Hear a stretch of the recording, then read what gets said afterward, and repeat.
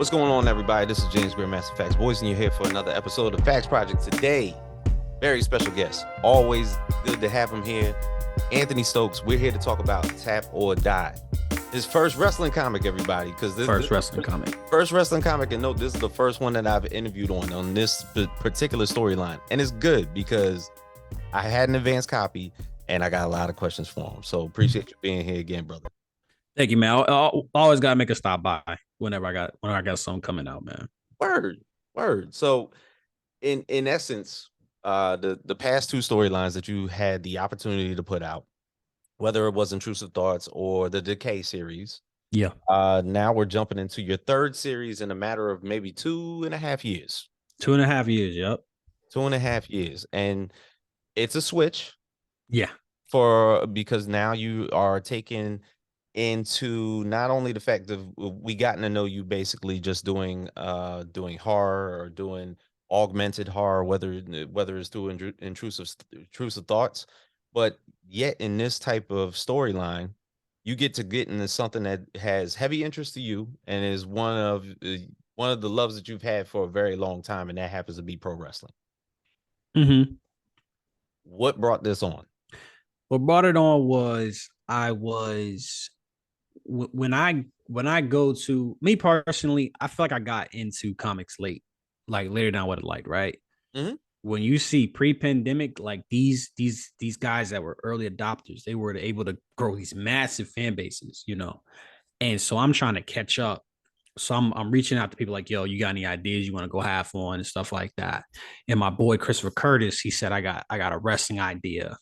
And he had the idea for Domino Iris. It was the character Dick. He kind of had a bunch of like this kind of ideas floating around. And I was like, okay, yeah, wrestling, like cool. That can be a little bit more broad. That could be a good contrast to the stuff we've been doing. Mhm. And then I really injected it with a lot of my personal stuff I was going with in my career. And then it kind of became my own thing, and we kind of broke off. And then Curtis let me have the series essentially. So it was just me looking for more projects. I want as many issues. I want a huge catalog. You know what I'm saying? So when somebody comes to me as a new fan, I want 20 books. I want 20 issues on my table by like the end of 2025. Like that's my goal. So I was just looking for stuff, like trying to grab up stuff. Right. And even though you've had the opportunity to put these series out at the pace that you've been able to do so, it hasn't strayed away from the fact that you are, I mean, aside from the fact that you're constantly on social media, plugging away, marketing the books as much as possible, it doesn't take away from the fact that you're also sitting back doing the outlines and brainstorming and writing as much as you can. Yeah, man, it's getting hard nowadays to write too, man. Like before I started, like two things I missed before I started making comic books was like I could consume so much media. Like I think the summer before I started Decay, like I watched like BoJack Horseman, I watched Death Note, I watched House. I was just consuming so much media, and I don't really have time for that anymore. And I used to write more. And Right. then, bro, it's exhausting. I just don't have any energy left, bro. So it's definitely like I'm not trying to go at this pace. I think like right now, this was supposed to be the chill year, which did not pan out. But I truthfully believe that it did not pan out like that. I truthfully believe that like 2020, 2024, like I'm working on a bunch of stuff, and in 2024, I'll have everything done. It can be like a nice release, and then I can like scale back a little bit. Yeah. I would hope. Yeah, and no, I mean, I've kind of seen firsthand how many issues you've been able to do at this time. And I can almost, because once again, I'm not somebody that puts out comics on this basis. I happen to have the opportunity to talk to you guys about the projects that you're putting out there. The fact that you have a lot of your time to basically market these books, and you still have all this time to write these books, and yet you still have to find inspiration to write that next best project. So Yeah. it's almost like outside of the norm. Yeah, that whole taking in that much of mass media that's being out there, watching a lot of TV, reading other books and everything, just catching that next wave that people might not necessarily see. I I kudos to you, man. You know what I'm saying? Because I Yeah. I don't know. I'm paying for it. You know what the interesting thing is though? I don't market as effectively as I could. Essentially, I'm focused almost entirely on just making and building a catalog. Hmm. Like I don't do a whole lot of rewards. I don't do like I do interviews, but like that's pretty much it. It's like Twitter Spaces, interviews, tweets, and stuff like that. But I think once I'm able to bunker down and kind of because in reality, whenever I'm kickstarting this series, I'm worried about the next series. And Yeah, then the next series and the next series. So I don't really have time to sit down and like intricately like roll out and make a schedule. It's like, bro, I'm just winging it and then people like it. Like basically. So it's it's a good and it's good that people are responding like they are. I don't think I have like the I'm not getting the highest average pledge. I'm not getting the highest return, but I do think that I am expanding my fan base, which is great. that's true. That's true because now, in turn, from taking into a massive market like horror, and now jumping into a pretty much a juggernaut in mass media, which is pro wrestling. Yeah. You know, like people tend to underestimate what its value has been to just American TV over the past 40, 50 years, if need be. So storylines like this in comics, for it to be based on particularly just the plight of pro wrestling, especially from somebody that's like purely starting out and then wanting to reach the epicenter. Because a lot of people don't see that part. They just see the superstars for what they are. Like more recently, you've been able to see like the next series or AEW, the pretty much the subordinates to WWE and everything like that. But what era of pro wrestling would you say stood out the most? Like, what was your shit? Is it the shit now? Is it that superstar rock era? Was it the WCW WWE era with the NWO? Was it anything before that? Were you catching pay-per-views in the 80s with fucking Hulk and the Giant? You Like know full well I was not catching pay-per-views in the 80s. I was. I was born in 93. I was like the like kind of the Stone Cold, the Rock kind of that was kind of my era. You Okay, know what I'm saying? got you. Like late Great era, 90s. by the way. Yeah, absolutely. Absolutely. And what I loved about like Stone Cold, for instance, he was like, I just love how abrasive he is, how arrogant he is. And then I kind of internalized that with kind of like how I approach like my public facing persona as well. Mm-hmm. And it's funny that you bring up Stone Cold Steve Austin because I strictly remember a King of the Ring, and I think somebody posted it recently where he won King of the Ring and he beat the shit out of Jake the Snake Roberts. Mhm. And Jake the Snake Roberts is a legend. He's getting Yeah. dragged out of the ring, carried out by like two people, and is literally Stone Cold having that first moment of the basically Austin 316 cussing him out. Like basically, I'm here to destroy legends. Don't ever bring that guy back into the ring because I'm gonna destroy him again. You know what I'm saying? And, Yeah. and that's the persona that between him, The Rock, Shawn Michaels, like they just personify wrestling. So when you bring into a storyline like this, incorporating a character like Domino and his, as I talked about before, his plight through the lower level divisions, and what he's doing as far as a talent level and a skill level to all of these uh veterans in these lower levels, that's might be a little bit cocky, might be pissing off some people, but yet he has a goal. But the thing is, he also hasn't even realized how big of a business this is yet. Yeah, like I said, it kind of like I said, it mirrors my trajectory from my comic book career, at least as I see it. Hmm. And that whenever I have an idea, I'm looking for the soul, and what I mean by that is I'm looking for the thing that I can empathize with the character. Like what part of me, like Decay was me dealing with grief, like Intrusive Thoughts was me dealing with anxiety and loneliness and depression. And then this is like me dealing with like rage, just dealing with like just being like just festering, and being like very ambitious. Okay, because what I saw out of Domino was a lot of ego. I mean, there's that too. there's Yeah. that too, and that's something, man. That oh my god, ego and I'm sorry, that was a big talking point. So those that don't know, like, and you follow me, so you know this. Like, Hmm. I got into a lot of clashes with, like, basically, like you said, veteran, basically veteran. Yeah, you know what I'm saying. Hmm. And I used to be a lot more abrasive, and I've kind of chilled out.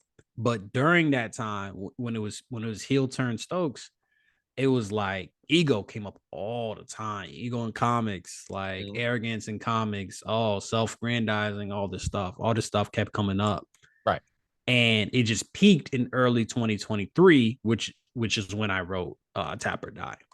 Mm, okay. Yeah, Got you. So you were enabled to incorporate this time period, a lot of it into this comic. almost exclusively. Like, if I didn't have the experiences I had early this year or late last year, the comic book would look completely different.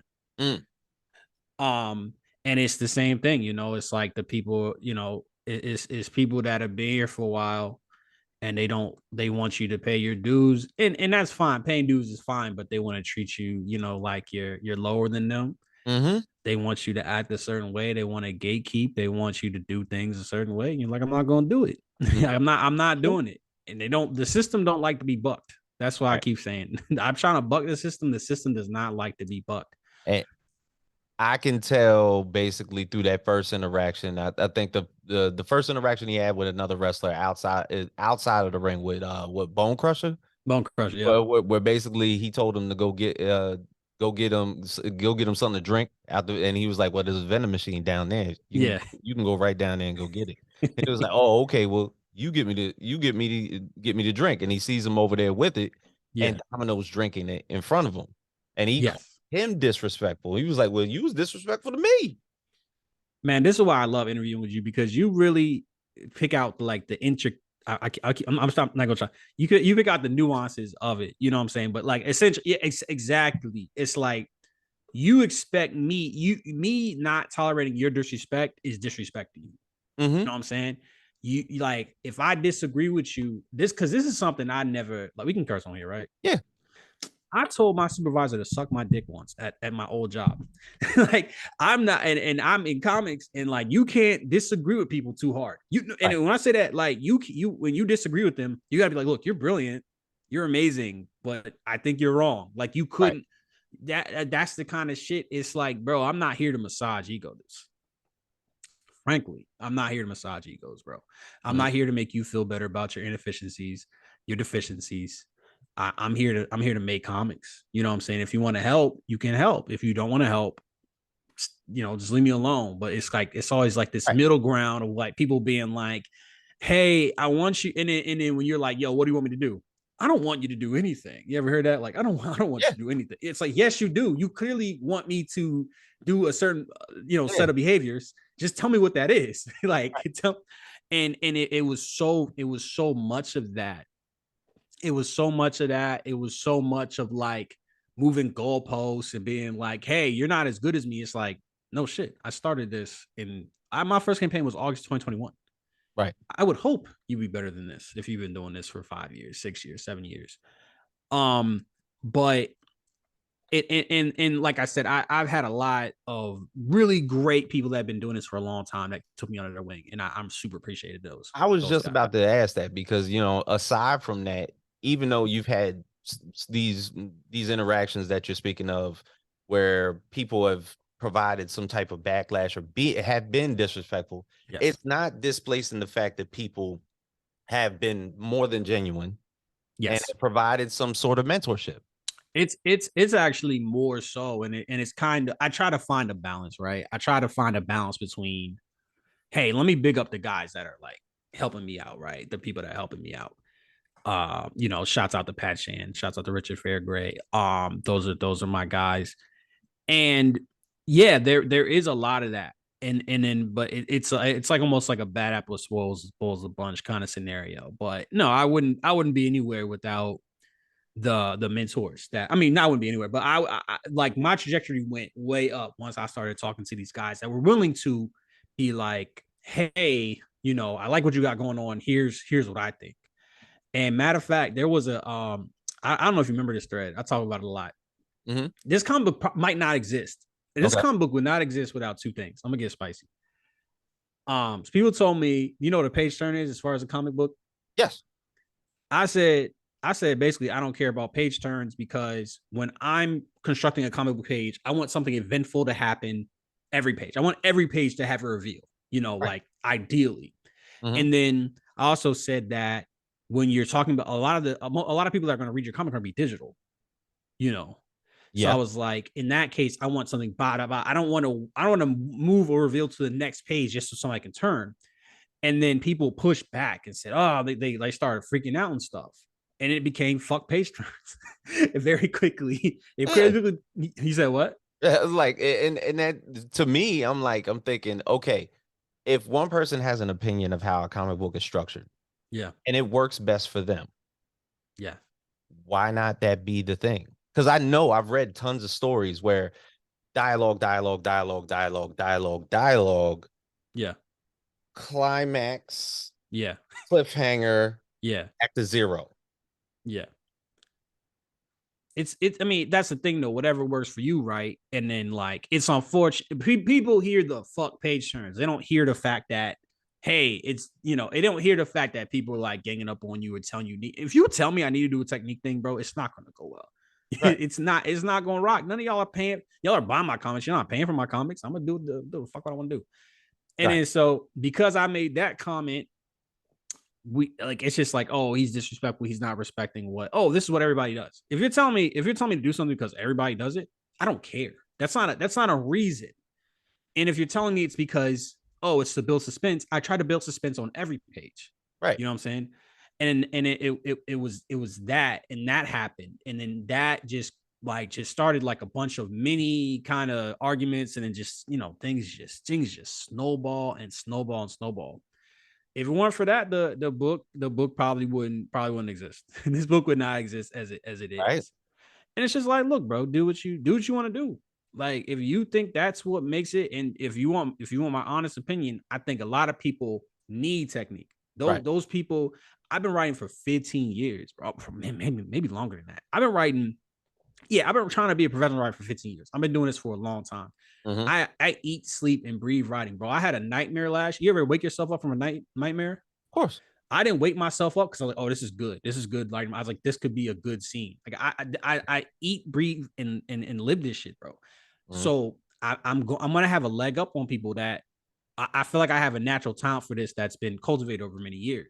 Right. But if you don't have that, then yeah, you got it. Some people have to lean on technique. Some people have to do that stuff. So I think they take it as an affront when you're like, yeah, fuck your technique. I'm not saying fuck you. I'm saying your particular thing that you have to do to write. I don't need it. Yeah. It's almost the same analogy of somebody going to the gym and doing the exact same workout every Yeah, single time that they go there, and then they wonder why they go into the mirror and they don't see results. yeah, So people that trick their muscles to do other things, they find out that they look better in front of the mirror than they did when they were just doing the exact same workouts every time that they came up in there. If yeah, you keep doing the same thing, repetition on repetition on repetition, you're gonna get stale, you're gonna get yeah, tired. And the thing is, if people are coming up with new techniques to do a certain thing, they're sometimes seen as crazy at first, and yeah. then 2 to 3 years down the line, they're seen as innovative. And that's what doesn't matter. That's kind of disconnect for me. Is I'm like, yo, that the guy that's bucking the system, the guy that's doing new things, Hmm. that's Robert Kirkman, that's Alan Moore, that's all these guys that y'all idolize and y'all hold up in this high esteem. When somebody comes out and says, I'm going to emulate these guys and internalize it, it's like, what are you doing? You're Yeah. weird. You're not these guys. No, I'm not Robert Kirkman, but I would like to be Robert Kirkman one day. I would like to embody the stuff. It's like for y'all, the things that they're doing is lip service. But I'm actually trying to do this stuff. I'm actually trying to innovate and stuff like. Right. And it's not just me. You know what I'm saying? Like, let me be clear. I'm not the only person doing new stuff. Hmm. But I was the most vocal about it with the I was like the newest person to be extra vocal about it. You know what I'm Yeah. saying? And it ruffled a lot of feathers. Well, even in the same sense, like if you were just like somebody that was like a talking head and you never made comics, Yeah. like if you put out one project every year and but you talked your ass off on social media, yeah, people would probably be like, "Yo, you ain't doing shit. What you keep talking for?" But the thing is, you've actually put out close to 3 projects this year, if not what 3 projects already This is this three. year? I'm at three. Yeah, three right Three now. Yeah. projects in 2023. Yeah. You almost got a right to talk shit because it's like I'm still making more comics. Two new projects at You know that. what I'm saying? Because you got a manga and you got a comedy series that you're still working on that's going to be coming out pretty soon. So it's I, like, yeah. it's like if you weren't doing anything, people could have almost not necessarily the right to talk shit, but they could probably talk shit. But you're not. You're actually still working. Yeah, I actually got into a big disagreement with somebody, and then I like stood my ground, and they were like, we ended up being cool because like, okay, yeah, like it's like, but exactly is I'm new, but I'm not stupid. And if I started my career before the pandemic, oh Mhm. my god, there was less competition. It was It still was. new. And Yeah. oh my God, there was so much money on the platform, and it's still money, but it's harder. It's harder to carve out that niche. Oh yeah, because everybody's fighting for the same customer. It's like, yeah, if y'all started when I started, oh my God, you wouldn't even be having this conversation. Right. Like y'all, and I got people, I do Twitter spaces. People shit on me for doing Twitter spaces. Nobody uses those things. And like Yeah. I built a community through Twitter spaces. You know what I'm Yeah. saying? Like the people that I'm working with, I got 2 work for hire jobs recently from from Twitter space, based from people I met predominantly through Twitter spaces. Right. You know what I'm Right. saying? So it's like I'm getting paid for this shit. Like you know what I'm saying? So I'm trying to yeah, I'm not trying to get too wild up, but nah, it is frustrating. But they basically told me to like, shut up and make comments. But okay, are y'all sure y'all want me to do that? Because I'm smoking y'all. Like y'all wasn't doing this the first 2.5 years. Right. Yeah, and it just gives me all the motivation. It all gives me all the motivation I need, basically. True. And then back to the comic because Yes, you brought up the fact of the whole element of page turners and wanting to add an element of suspense probably in every single page. every page. You know what I'm saying? We talked about, I think I had a conversation with Chris Moses and we Smart were guy. absolutely, but we were bringing up the fact that, you know, NSFW artwork being somewhat of an additive to a lot of people's comics. This is the first Yes, one yes. that Yo, you've added that. Chris loves the NSOW boy. That's what he's all about these days. But No, but but look, right. but think about it. You think Yeah. about if you just took a scroll through Mhm. an entire Kickstarter, because most of us that basically buy Kickstarter projects, and most of us that buy comics, when your algorithm gets messed up, and it's all comics. But if you scroll up there, pretty much a good 50% are all NSFW. It's a lot NSFW or it's a lot of like IPs that exist already. You know what I'm saying? Yeah, Like shouts out to Richard. He's about to do XYs of Frankenstein. So I mean that's just an example. It's a lot of IPs, but no, you're absolutely right. And then my consideration for the reason why I did NSFW this time was because it felt like it fit, right? Like I would never do it with the Care and Truth of Thoughts because that's not what those series are about. But this is about right. wrestling. Mm-hmm. This felt like the perfect time. And also I want, okay, how do we use sex to explore characters and themes, just like Game of Thrones does, just like Sopranos does, Mm-hmm. just like Breaking Bad does. So there are a lot of prestige stuff that uses sex, sometimes graphic sex. So it felt like to me, yeah, maybe too much so sometimes, but to me, Right. it just made perfect sense. Yeah, and the thing is, you added that into the book. Not only did you provide like a variant cover to where it was available, but it's actually in the book. So Yes, that dynamic between Domino and Iris shows out in the later pages. yes, You know what I mean? So exactly. to continue, we get Domino running up through the lower levels, begging for matches. Yeah, Finally gets a decent shot. the It's, big shot, really. you know what I'm saying, the biggest of big shots. And more so we don't get necessarily any type of know-how as to who the commissioner is, like who exactly he is. We see him for what he is, but necessarily you're not seeing the behind the scenes of what he does to make this organization work. Yes. And necessarily, he's like, okay, you've been injuring my fighters. You know what I'm saying? Like, you've been talking shit. You've been mad disrespectful. I'm gonna give you a shot. Yeah. But ultimately, in the long run, there was a lot of digging going on. Those first couple pages, first 2 pages Yes. of this book almost look like they're totally separate from the entire book. Yes. And one is a landscape scene Hmm. of the town, I guess, where Domino grew up. And Yeah. there is a shot way in the back of VR, like based virtual reality, augmented reality. So you know almost that in the later pages, when it does pop up, there's an augmented reality scene. It's a match that nobody has ever seen before. And it Hmm. starts to mess up the psychology of his head. You almost realize, or take for instance, that there's an element of science fiction in this book. There is absolutely, absolutely. So the idea in the background, I want it. It's like, you know how Blade Runner has. It's like it's. I mean, which it's dystopian, but essentially it's very close to what's happening now. Yeah, It's like where there's money, there's a lot of money, but anywhere outside of that, it's slums basically. yeah. And they said what the this and I'm not even sure who the character is, but he said everybody knows that the poor keep getting poor and the rich keep getting in, and it stops. And Yeah. it goes to basically a young Domino watching TV, doing wrestling moves on his bed and everything like that.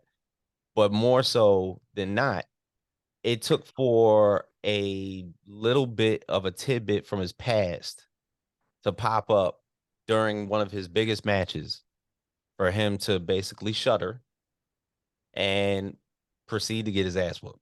Yes.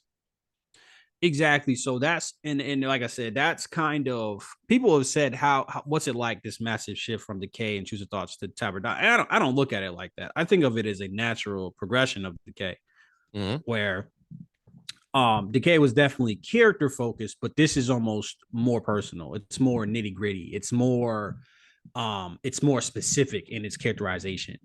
And yeah, absolutely, it's still character focused. It is a sci-fi thing. It is like you have these little details that hey, go back and I want a book. I want to write books where I hate when people act like a book, everything has to be immediately identifiable in a comic book, because that's not the way Saga works. That's not how One Piece works. That's Yeah. not how Watchmen works. That's not how Sandman works. So why do you expect that out of me? That everything has to be super obvious. I'm not going to play to the lowest common denominator. I want something where you go back and read and try to look for these little details. And when you go back and read it, everything was set up Yeah. from the beginning. Everything's called back, and then also it's like what they end up doing to screw him over. It's like wow, that immediately, because Donald's kind of an asshole. Like Yeah. yeah, and then so it's like okay, he's kind of we get it, but like okay, now we're on his side. Like now the motivation is clear. Right. They mess with his head. He's beat up, and yeah, he's gonna. So now you feel justified in the revenge, and hopefully there's catharsis when he starts to get revenge. And it almost like when I first read it, the first read, I thought it was a Westworld situation, and pretty much Domino was still a kid. That would be That interesting. this whole thing was just strictly augmented reality. And then I literally just got left with that page, and I gotta wait till issue 2. I'm That's how working I on felt first reading it. Yeah, I'm working on issue 2 right now. Yeah. So I was like, oh, I was like, wait, is any of this shit real? Yeah, You know what I'm saying? that's Because interesting. basically, if they gave an augmented reality into his past to where he's completely unabound to what the commissioner is doing to basically, and I'm coming to realize that basically he fucked the commissioner over so much that he was like, all right, let me bring this dude down to my level real quick. Exactly, exactly, and it's a thing of like the commissioner is stacking the deck against him because it's almost like that's what he needs. Yeah, Like he needs that extra motivation, and it's like that dance where him and the commissioner they need each other, right? Like he yeah, needs to stack the deck. He needs him to clear the deck because these fighters are getting older. yeah, So no, I think it's a great dynamic, and I'm glad. I think like I said, this is the perfect blend of like something like Decay and then like a broader series. And I think the character stuff is really gonna come through later issues. Yep, and you could tell that Randy was in on it as well because basically before the match started, he was like, "Look, bro, you about to be real famous after this shit." Yeah, and I love the foreshadowing. I love the breadcrumbs, you know. Mhm. And I think it's also like an inversion of like the whole Rocky thing. Like this Yeah. is basically the plot of Rocky, and then like it's like when he wins at the like you lose at the end of Rocky, it's like happy, you know what I'm saying? It's like okay, you know you got your shot, you but you're still a winner. It's like at this point he's at rock bottom Hmm. when he gets rocked, you know what I'm Yeah, saying? So and he been sunning cats yeah. for this whole comic book until he gets to this point, and he got thrown off his game. So it's Yeah. more so now. Now you got this necessary evil to where he's going to get brought down to this pivotal plot point, and he's got to build himself back up. Hopefully, with the help of Iris. Hopefully, and the thing is, maybe even through her trajectory, he might get lost in the sauce. She might end up becoming some type of champion and anything like that, and he's still living down here being broke. They might not even see eye to eye anymore. And that's the thing. That's the dynamic is like, and she is like the lighthearted. She's like the lighthearted. And he's like hyper focused. So they're a good match. But their dynamic will change. You know what I'm saying? It will be. She's like the voice of reason essentially. Yeah, Where he's like fired up, he's mad, and she's just like, hey, let's calm down, let's try to look at this practically, you right. know. And I basically wrote a character that would be like the kind of best friend I would want, you know, like that's what, yeah, True. Yeah, yeah, she's not gonna like bullshit around with any type of answers that she's giving them. She's straight to the point. exactly, yeah, tell you like it is, you know, fun, like, you know, yeah, exactly, Yep. Now, let's call this comic book a let's say it's an action comic yes. because of how much it is, how much is brought into it. Horror, action, comedy, manga. The fact that you have the ability to weave through a lot of genres and everything, because of how you want to build up a catalog per se, as how you put it. What do you say to people who stick to one genre? Like say like when you got like a person like a Stephen King or something like that that literally I only do horror. It, how You much know what's interesting though, that's not true. And well, that's the yeah, great thing about Stephen King is okay. he has Stand By Me. You know what I'm saying? Like he has I almost said Misery. He does have non-horror stuff as Right. well. Okay. Not to blow up your spot, No, but no, no. No, you're absolutely right. that's what I see. That's what I value. Like my favorite director is PTA, Paul Okay. Thomas Anderson, Mhm. because Paul Thomas Anderson, Boogie Nights is one of the best movies I've ever seen, and that's like a black comedy kind of drama.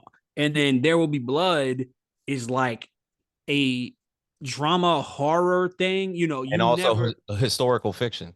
historical fiction. He's reinvented himself 4 or 5 times. Mhm. You know, he doesn't make movies.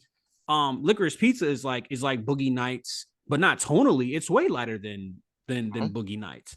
Punch Drunk Love is completely The Master. It's like he's always reinventing himself, and that's what I like in an Right. artist. Now, let's talk about the pros about writing staying in one genre, right? Yeah, because Is is it with him? Is it there an overlying theme throughout all four of those? It's just that he's weaving through it with different like counteractions. You know how they say romantic comedy, Yeah. but yet there is slapstick comedy. You know what I'm saying? Like, Here's what his movies are about: isolation mhm, and like being unable to relate to other people, right? mhm, That's what all more or less. I haven't seen the Phantom Thread, but that's more or less what. And then you have like other genres, right? Like you have like, you know, There Will Be Blood is about greed. You know, the yeah, Master is about religion. But like overall, that's the umbrella of what all his stuff fits under. So that's the unifying thing. Is like I can't relate to other people, mhm, you know? And if I do relate to other people, what are the consequences of this and how does it change me as a person? That's more or less what Paul Thomas Anderson movies are about. Um, but to be a specialist in a genre, right? Well, that means it's easy to find your audience. If your audience is horror fans, you're gonna find horror fans. You're gonna continue. You're never gonna like lose them as long as you deliver quality products in that thing that they like. Right. You should be getting better at writing horror. Now, here's what I will say, and this is what I experienced, and this is why I'm writing a comedy and a fantasy manga and a wrestling. Hey, you like comics? Like, yeah, you like you like horror? No. And it's like, okay, I'm cooked. Like, I better, Right. I'm done. Like, and hey, now that I have intrusive thoughts on the table and then decay on the table, now I can say, oh, decay is more of a thriller, than intrusive thoughts is more horror, and then if I want to stretch, and then have a wrestling, you like wrestling, and so whatever. Basically, when you walk past me at a con table, I want something. I want something for For everybody. anybody. I probably won't do kid stuff. It's just that's out of my wheelhouse. I'll say that's one thing I just can't. I can't Yeah. put myself in the headspace. Maybe one day. I about to say there's all ages where it There's doesn't all ages stuff. yeah, because it's not necessarily for kids, but it's more so it's a broader audience. You It's know the almost thing like a is though. it's almost like major IP. Like recently Star Wars did the Star Wars Adventures, but it was like Disney Junior. So they did it for Yeah. kids about basically the younglings. Yeah, exactly. Well, the thing is, though, is like here's what my favorite kind of stories are. I like raunchy, heartfelt comedies, like Okay. Judd Apatow, or Yep. I like, you know what I'm saying, or I like pitch black thriller dramas that are like misanthropic and make you depressed. Like that's the kind of those aren't for kids. You know, that's the stuff I It's study. true. And so I'm sure it will happen, and I'm sure it will happen, but that's the only things. But I think the con, yeah, so the benefit of doing multiple genres is I have something for everybody, and then I'm picking up little. See, when I write, I don't think in terms of purely that genre, right? When I'm writing, like when you look at a lot of really good stuff, right? When you look at BoJack Horseman, when you look at Tarantino, when you look at PTA, when you look at Everything Everywhere All at Once, when you look at Parasite, these Hmm. things don't, they have a base genre, but they are able to exist in segments of multiple genres. Like Yeah.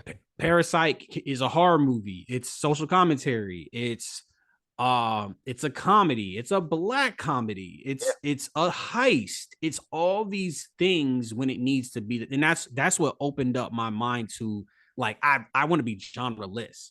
And Mm. then so let's take a look at Tap or Die, which I think is probably the most emblematic of this so far in my career. It's like you got the sci-fi, it's like a wrestling, it's like action, it's got comedy, it's got romance, it's got like all these individual moments because I want every scene to be great. I want every scene, I want it's like texture, right? Yeah. Like when you eat And sushi and it's there's like you got the crunchy tuna, you got the soft rice, yep. you want to stack textures. I don't want you to feel just one thing while reading my comic book. I want you to feel multiple things. And Yeah, you and got and romance and you got betrayal in it as well. everything it's exactly. And also and I want my fans to be ready for that. I want my fans to be ready for left turns. It's hard to do left turns, it's hard to do hard left turns, it's hard to really surprise your audience when you're leaning so much into the genre. where Okay. you get when you get the good stuff, when you get the stuff that like it really catches you off guard. It's when you genre bend. It's that's when Parasite turns into a horror movie for a little bit. It's like, oh Mhm. shit, like this is crazy. When BoJack Horseman turns into a one of the most heart wrenching dramas I've ever seen in my life.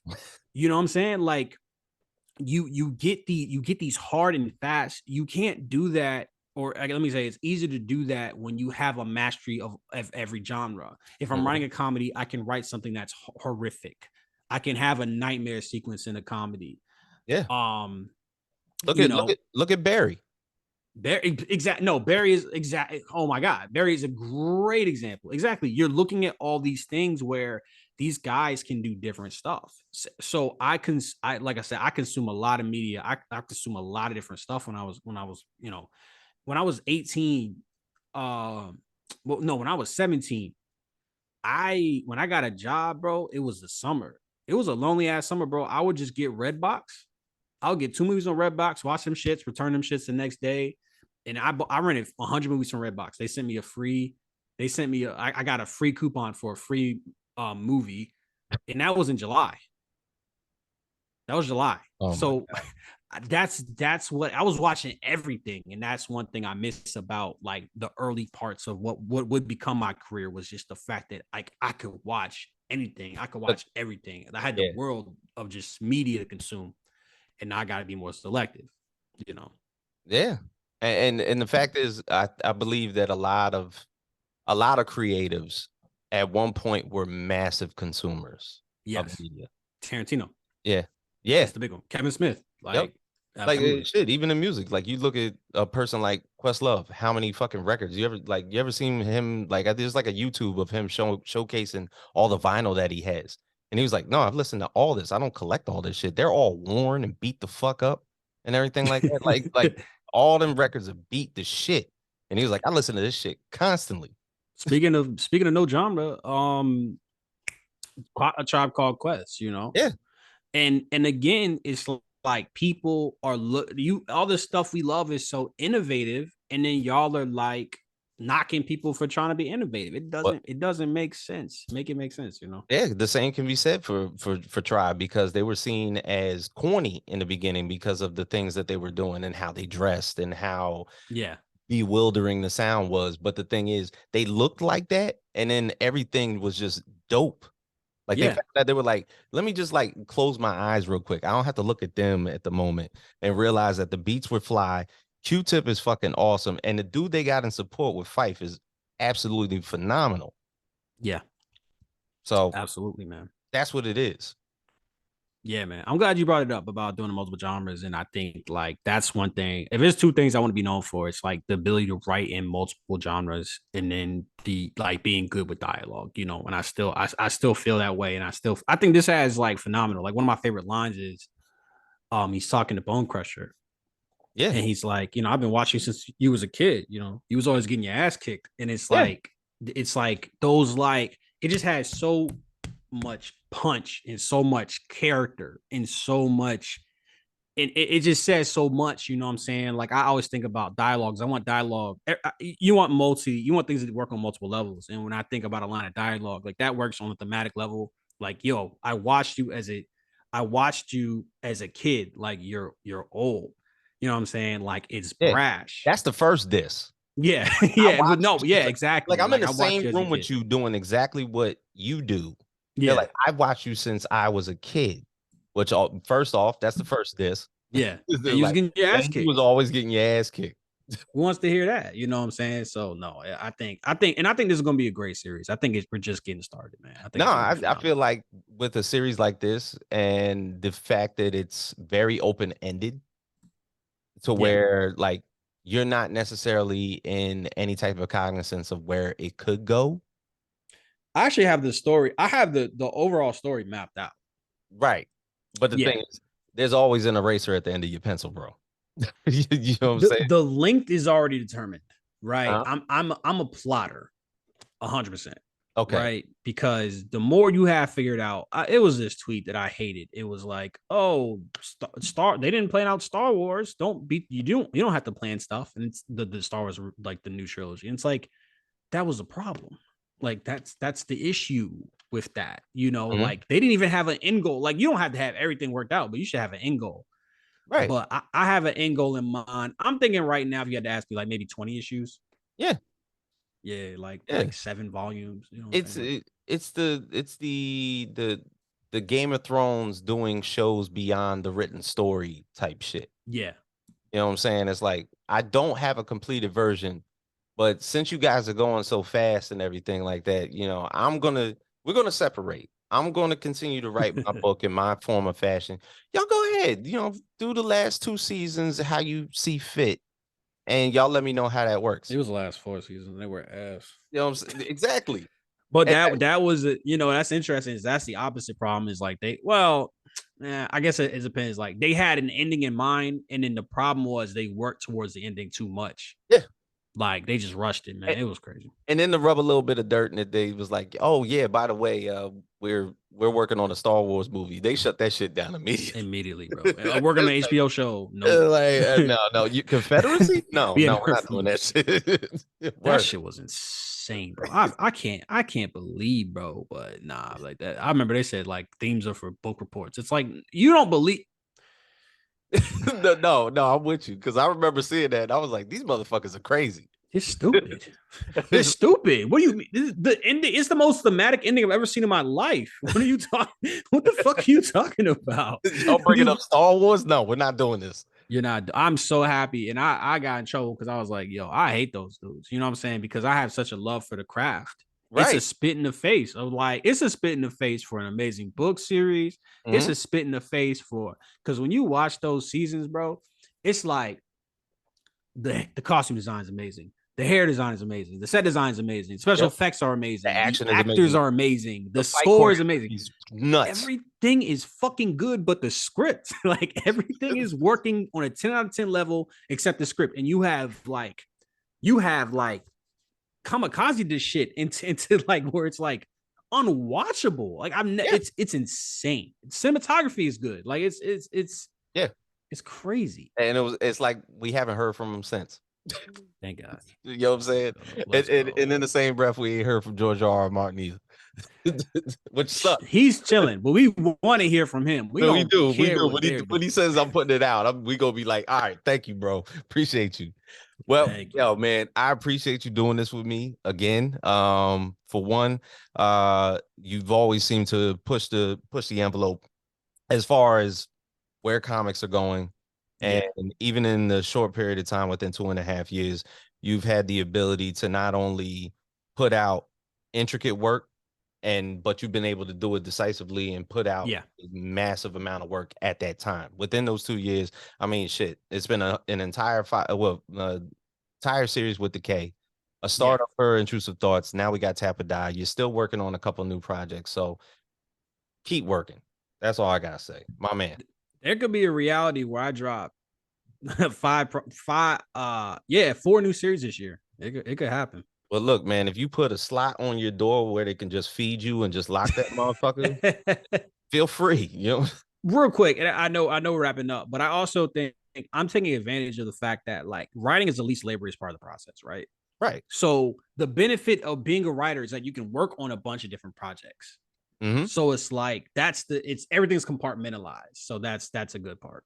Yeah, and I mean, shit. The Basquiat at one point had canvases all over a room one time, and he was just fucking up shit.